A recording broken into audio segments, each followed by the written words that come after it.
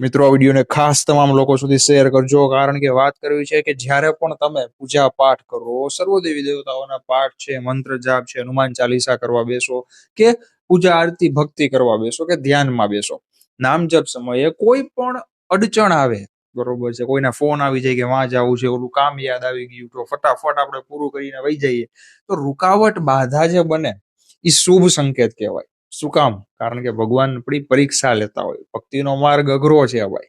અને બે મંત્ર કીધા છે, મહાદેવનો મંત્ર છે, બીજો હનુમાન દાદાનો મંત્ર છે. એનાથી બધી જ માયા રૂપી જે રૂકાવટ આવે ને એ વહી જશે ભાઈ, બરોબર છે. અને જુનાગઢ પાસે એક ગામ છે, ત્યાંના સંતની એક વાત કરી છે મિત્રો. સવારે ઉઠ્યા ને 4-5 ટ્રક જોયા ને મોજ આવી ગઈ બાપુને. શું ઘટના છે મિત્રો, જરૂરથી આ જ ચેનલમાં જઈ નીચે કરંદોય પર ક્લિક કરી ચેનલમાં જઈ જરૂરથી જોજો, તમામ લોકો સુધી શેર કરજો, દરરોજ લાભદાયી વિડીયો જોવા સબસ્ક્રાઇબ કરજો. તથા બધાને રાજી રાખે જ પ્રાર્થના. જય શ્રી રામ.